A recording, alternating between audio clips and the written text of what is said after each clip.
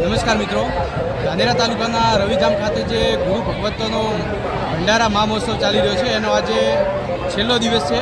આજે સર્વ હિન્દુ સમાજનું આમંત્રણ અહીંયા છે। સર્વ હિન્દુ સમાજના લોકો અહીંયા તમે જોઈ શકો છો કે વિશાળ સંખ્યામાં લાખોની જનમેદની અહીંયા બ્રહ્મઋષિ આશ્રમ રવિધામ ખાતે પધારી છે। અહીંયા તમે આ દ્રશ્યમાં જોઈ શકો છો કેવા પ્રકારની અહીંયા કેટલી જનમેદની ઉપડી છે। અને સાથે સાથે આ 3 દિવસનો કાર્યક્રમ હતો, એમાં અલગ અલગ મંડળોના સાધુ સંતો પણ આવેલા હતા, જેમ કે બનાસ મંડળ છે, જાલોર મંડળ છે, પછી આજે આબુડાજ મંડળ છે, એવી રીતે તમામ સાધુ સંતો પણ અહીંયા આવ્યા હતા। તમે પાછળ જોઈ શકો છો કે કેટલી પ્રકારની પબ્લિકો અહીંયા કેટલી વિશાળ સંખ્યામાં આવી છે। એની સાથે સાથે ખાસ વાત કરશો તો જમવાની અલગ અલગ સુવિધાઓ કરવામાં આવી છે। 6 થી 7 ડોમ જમવા માટે અલગ અલગ તૈયાર કરવામાં આવ્યા છે। લેડીઝોના અલગ બનાવવામાં આવ્યા છે અને પુરુષોના પણ અલગ અલગ ડોમ બનાવવામાં આવ્યા છે। એ ડોમની અંદર કુલર હોય, પંખા હોય અને ફુવારાથી પાણી છાંટી અને ફુવારા પદ્ધતિ લોકો ગરમીથી રાહત મળી રહે એ પ્રકારના સરસ મજાના ડોમ પણ તૈયાર કરવામાં આવ્યા છે। એની સાથે સાથે અહીંયા તમે ડોમની અંદર જોશો કે પર્યાવરણને લઈને પણ સારો એવી સંદેશ આપવામાં આવ્યો છે કે ડોમની અંદર વૃક્ષો છે એ પણ એમના એમ રાખી અને કઈ રીતે ડોમ તૈયાર કરવા એનું પણ અહીંયા એક સરસ મજાનું દ્રશ્ય જોવા મળ્યું છે। એ પણ તમે આ વિડીયોમાં છેલ્લે તો આપણે બતાવશું કે કઈ રીતના એ વૃક્ષોનું જતન કરી એ અહીંયા ગુરુદેવ શ્રી સચ્ચાનંદજી મહારાજે એક સંદેશો આપ્યો છે કે પર્યાવરણને નુકસાન કર્યા વગર પણ આપણે કોઈ પણ પ્રકારનું આયોજન કરી શકીએ છીએ।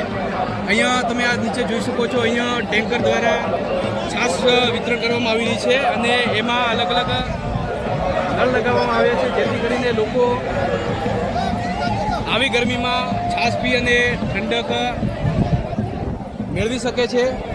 એની સાથે સાથે મારી પાછળ જે જોઈ શકો છો એ VIP પંડાલ છે, એની અંદર સાધુ સંતોની બેઠક છે, એની પાછળ સાધુ સંતોને જમણવારનું રાખેલું છે। એની સાથે સાથે એ ડોમમાં પણ એવા પ્રકારના એસીથી માંડી કુલર, પંખા વગેરે તમામ સુવિધાઓ કરવામાં આવી છે, જેથી કરીને લોકોને કોઈ પણ પ્રકારની અગવડતા ના પડે। બીજી વસ્તુ કે અહીંયા કંટ્રોલ રૂમ પૂછપરછ બારી પણ કરવામાં આવી છે, એ પણ અહીંયા તમે સામેની સાઈડમાં જોઈ શકો છો। સામે બધા છે પૂછપરછ કેન્દ્ર બનાવવામાં આવ્યા છે। કોઈ પણને કોઈ વસ્તુ કે કોઈ બાળક માથાથી વિકુટું પડ્યું હોય તો એમને ત્યાં જાણ કરી શકો છો। બીજું કે અહીંયા એની બાજુમાં મેડિકલની સુવિધાઓ પણ સારી એવી કરવામાં આવી છે, જેથી કરીને કોઈ પણને તકલીફ થાય તો એ મેડિકલની સુવિધાઓ પણ છે। સાથે સાથે એની બાજુમાં ચાનું, કોફીનું, ગ્રીન ટીનું એ પ્રકારનું પણ આયોજન કરવામાં આવ્યું છે। અહીંયા 2 દિવસ રાત્રિમાં વિશાળ જનસંખ્યાનો પણ કાર્યક્રમ હતો। એની સાથે સાથે અહીંયા ભત્રીસીપુરી સમાજના જે યુવાઓ છે એ ખાસ કરીને સારી એવી સેવા આપી રહ્યા છે, જેથી કરીને કોઈ આવનાર મહેમાનોને અગવડતા ના પડે એને લઈને સારી એવી વ્યવસ્થા કરવામાં આવી છે।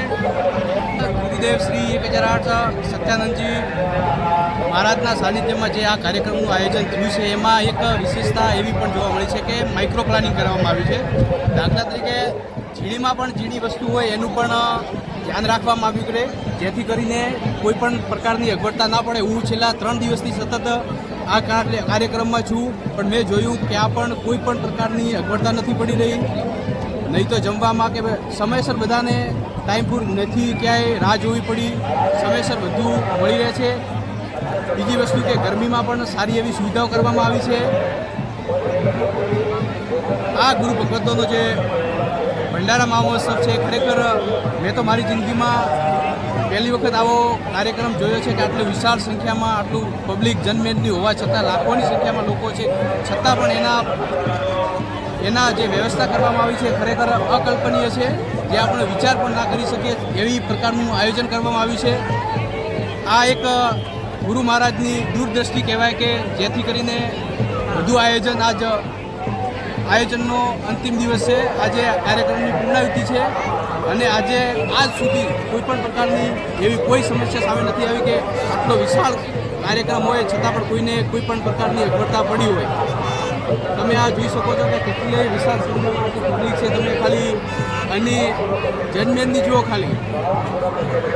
હિતેશ પુરોહિત, રાજગુરુ ન્યૂઝ, ધાનેરા.